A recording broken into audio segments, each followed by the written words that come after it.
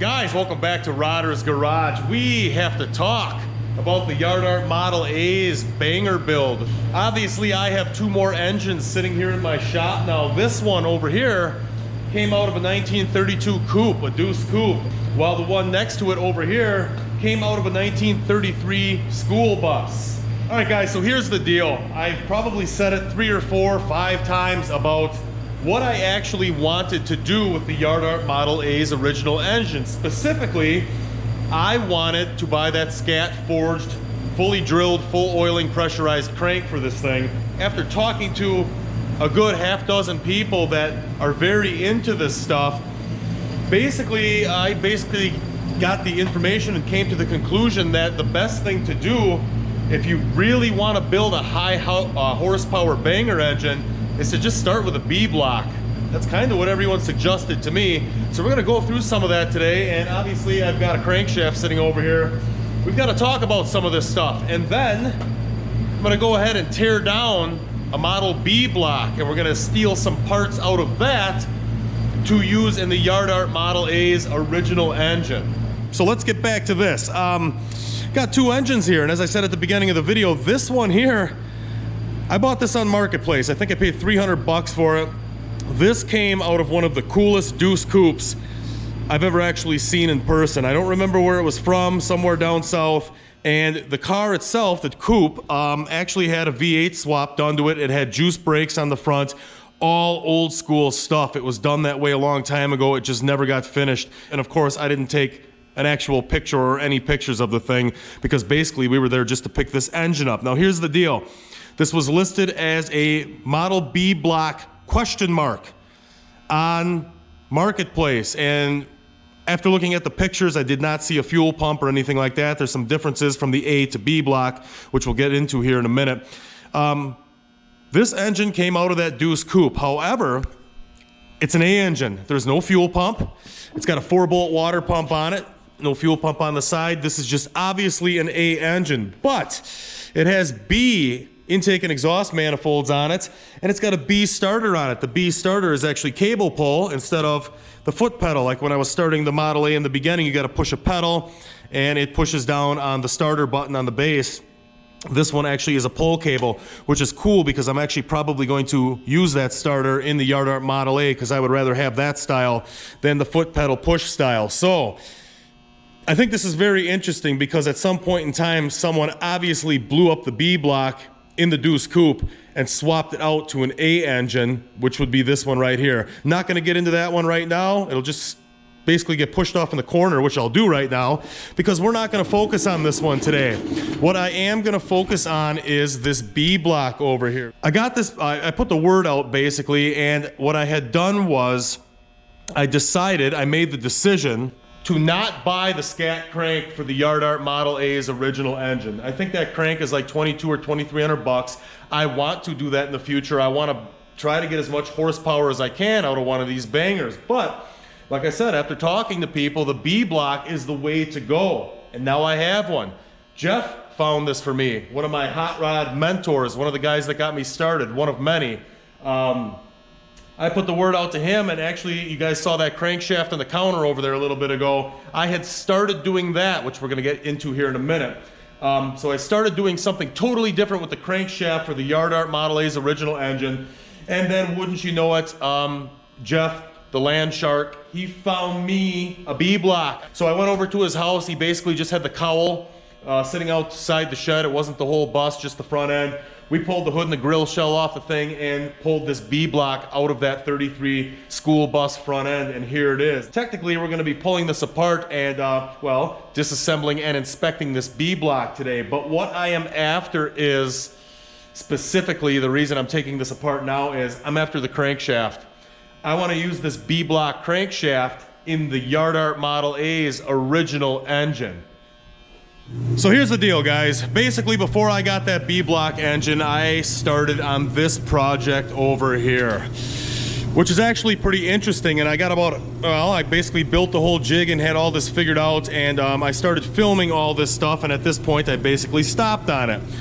What I am doing here is, this was the Yard Art Model A's original crankshaft. I built this jig Took a lot of time to make this and made sure it was right to hold this crankshaft, because I was going to weld all over this crankshaft. Basically, the original Model A block cranks were not counterweighted. There's no counterweights on it, as you can see, and you can actually buy counterweights that are weld on and bolt on. I already started drilling holes in this one, and basically I had everything figured out with the jig I made. I am able to do all my measuring basically off the side of this I-beam down here, and by doing that I can measure to the basically the rod journals from both sides of the I-beam, make sure the crank is standing perfectly vertically, so when the rod journal's up I can make sure it's all the way at top dead center and get the weights clocked correctly and stuff like that. So my idea was I was just going to counterweight the Yard Art Model A's original crankshaft and put the car together that way, put the original Yard Art Model A's engine together with a counterweighted original crankshaft with insert bearings instead of buying that scat crankshaft. Now this plan was actually going great. I was moving along pretty good on it. The jig turned out really nice. That should hold everything straight while welding those weights on, and also hold it as a fixture, which I would have had to have taken this out. I was basically ready to center these weights, tack them into place, and then take this out to a buddy's house where he has a nice Bridgeport, where we could have clamped down the base of this I-beam and then clocked that crank and rotated it to drill in through the counterweights and do all the operations of drilling, tapping the crank, and then countersinking the counterweights to fit in these 5/16 Allen-headed bolts. Once they were bolted on, basically you'd bevel all the edges of the counterweights, bevel the crank. I would TIG weld the weights all the way around, torque the bolts down in there, and probably just put a tack weld or fully weld the bolts into the weights, therefore turning the uncounterweighted original Yard Art Model A's crankshaft into a counterweighted crankshaft, which then I could have balanced, and it would have basically supposedly ran a lot smoother and been a lot better. But I changed my mind. I've got a different plan now. The Model B block, this one here, is going to be the block that I want to go full bore on. This is the one I want to spend the money on the crank on, all that stuff. But the thing is, with the Model B, this should have a counterbalanced crankshaft in it, and it's a lot bigger diameter on the rod and main journals in the Model B than the Model A.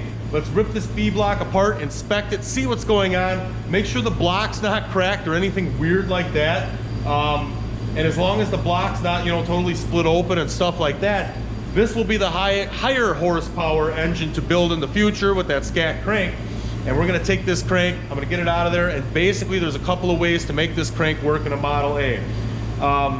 Well, there's only one way really. The main journals are 2-inch, basically 2-inch in the B block.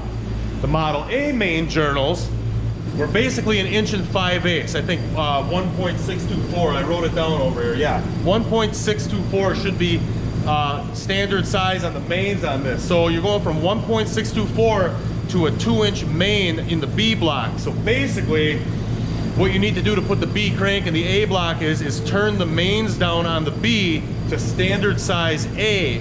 Or, what a lot of people suggest is getting a different bearing and line boring the block and putting a bigger bearing in. From what most people say, you can go 1.8 on the mains on the B crank. Now what limits you on boring, line boring the A block too big to an actual 2-inch crank like the B block, is that the main bolts, the bolts that hold the main caps on in the A block, actually only have exactly 2 inches between them. So you can't put a 2-inch crank in between the bolts that are only 2 inches apart. So they claim you can go down to 1.8 and use some custom bearings in that thing and do insert bearings with a 1.8 Model B crank in the Model A block. And the other thing is the rods. Even if I turn the B mains down to stock Model A size, the rods on the B crank, or the rod journals, are actually coming in at, I gotta look again, 1.875. 1.875s on the rod journals on the B crank. That's actually bigger than the mains on the A crank, and the A rods are actually 1.5 inches. They're 1.5 on the rod diameter on the crank on the original Yard Art Model A's engine. So basically, the B crank is going to be bigger rod journals. I can use B rods in my Model A's build, and then decide how far I want to actually turn down or how much I want to mess with those mains to fit it in the Yard Art Model A's original engine block. And that's about all I have to say about it. I didn't know anything about any of this stuff. I'm learning it all as I go. I guess that's it. Once we get this thing tore down, we'll take a look at my brand new cylinder head. Let's get started.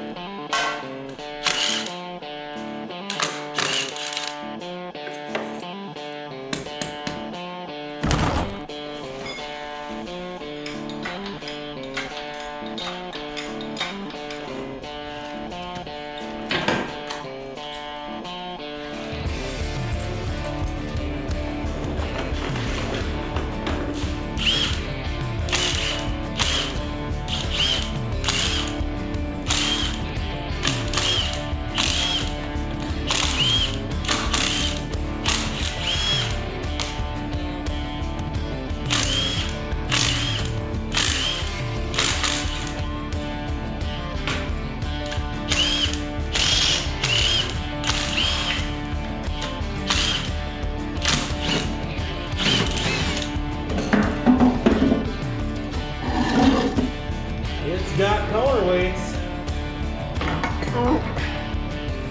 They're not light, are they?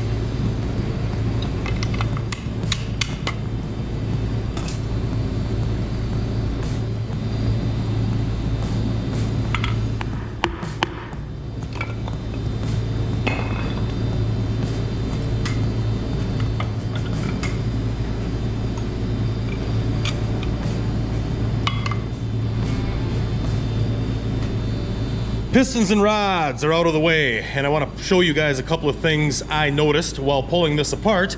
First of all, cylinder number 2 has a sleeve in it, so obviously this thing was redone at one point in time, and I can definitely tell it was redone as well from the look of the babbits in this thing. They look great. They look way better than the ones that came out of the Yard Art Model A. And the other thing was I noticed too was 2 of the rods had 5/8 nuts on them, 2 of the rods had 11/16 nuts on them. Rod number 3 has a very lighter colored cap than the rest. So obviously someone had gone through this thing at one point in time, rebearinged it. I don't know if you guys noticed that, but when I was wiping down the bearings as I was taking it apart to kind of look them over, there was really like a watery, gooey oil that was trapped between the bearings and the crank for who knows how many decades. It was like that, but it was very watery, and it kind of rusted up the crank a little bit. Kind of got some major pitting here on number 1. Not too bad, but I can definitely feel it. It's sunk in, so the crank's definitely gonna have to get turned on the rod journals here, go down a size, take it down a size. Number 2, that one was just stained. Number 3 got it pretty good. There was definitely moisture trapped between the rods and the crank for all those years. So let's move on to pulling the crank out. Then I'm gonna make that tool to pound out those valve guides. Finish this up and have the block completely stripped.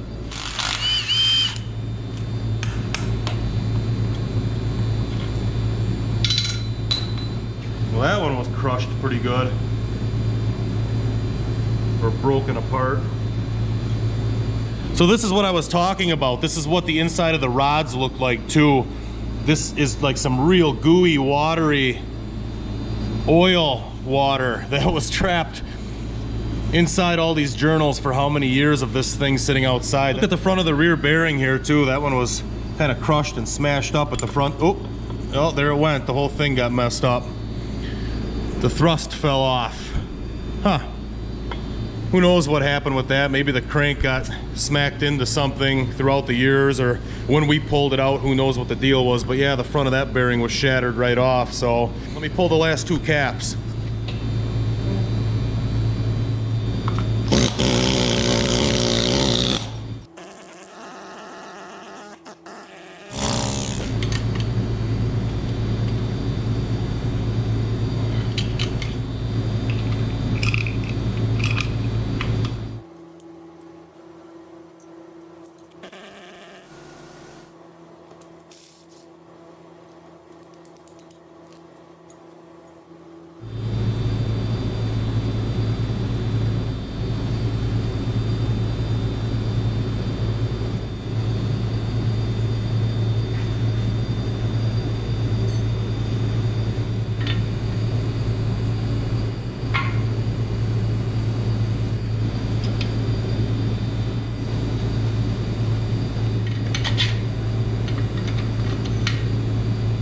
So real quick, before I flip this thing upright and start making a tool to pop out those guides, wanted to show you guys the oiling system real quick. When I tore the other one down, actually I think it was in the one right before I brought my block to the machine shop earlier this year, or I should say last year now, a couple months ago. Anyway, I was showing you guys kind of how the A block oiled, and basically it kind of looks just like here in the B block. It's got this pipe, this little tube coming down from up in the valve chest on the A block. And on the A block, the valve chest just fills up with oil at the bottom, and gravity lets the oil run down through these tubes to oil the mains. So it's not pressurized, it's just gravity on the A block.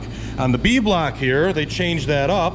Instead of those tubes being open here in the valve chest, you can kind of see right here, there's an oil galley. So instead of that tube being flush on the bottom in the valve chest and the oil running down it, they put a galley on that, basically, that comes out right here through this little hole. 1, 2, and 3 in the back, and the other 2 are for cam on the ends. And then basically the oil pump pushes out of this hole and technically pressurizes this area, thus pushing the oil through and pushing oil through those pipes down to the mains. So that was the oiling upgrade, the pressurized main oiling on the B block. That's the difference on that. Let's get some valve guides out.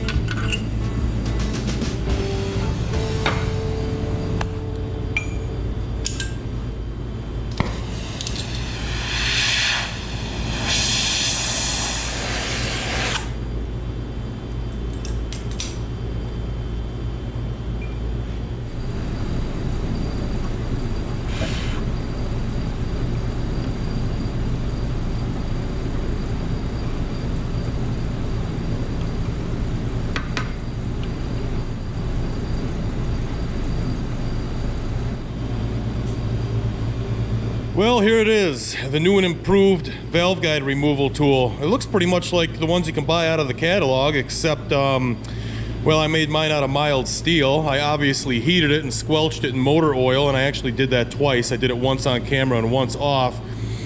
So hopefully it's a little bit harder than what the mild steel would be by itself. We're gonna find out. Had to trim the edge up here on the top just a little bit, radius that corner, just so it could slip here under the valve and hug around that stem. Let's try this one first back here, see if it works and see if it actually lasts, at least throughout these 8 valves.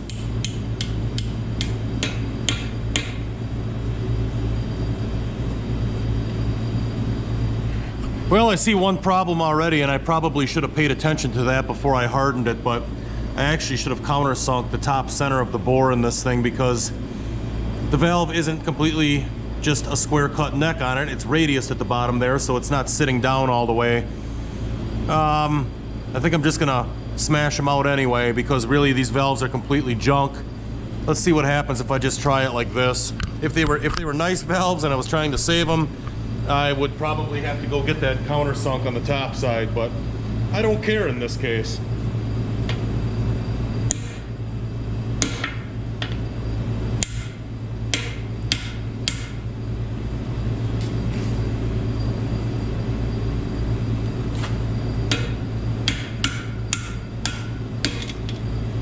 Wow, that worked great.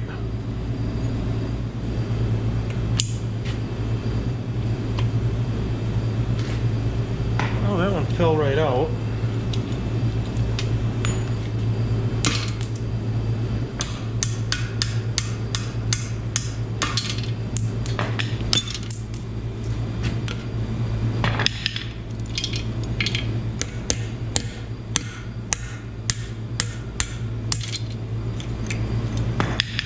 Well, version 2 definitely worked a lot better than the first one. It didn't even put a mark on the bottom side. That's great. Didn't smear the metal over or anything. It's still just like it was. It still has the machine marks off the lathe on the bottom side. Top side, even where the valves were too tight in the middle, it really didn't put any type of mark in it at all. Maybe a little on this side. And really what I have to do now is go chuck this thing back up in the mill and probably just do a little counter bore there in the middle so those valves drop all the way and fit flush in this dish that I turned into here on the lathe. But yeah, that worked out great. And at this point, basically the engine is completely stripped. Nothing else to take apart.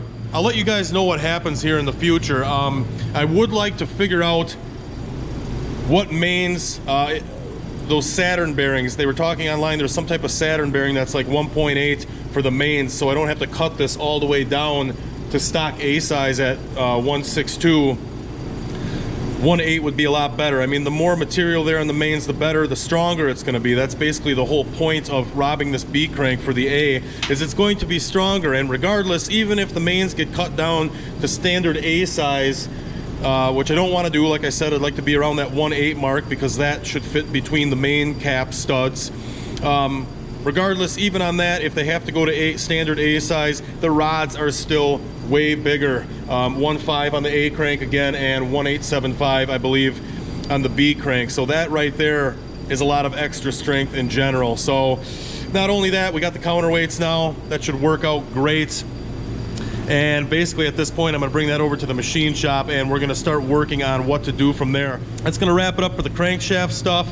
I've got one more thing to show you guys, and that is my brand new cylinder head.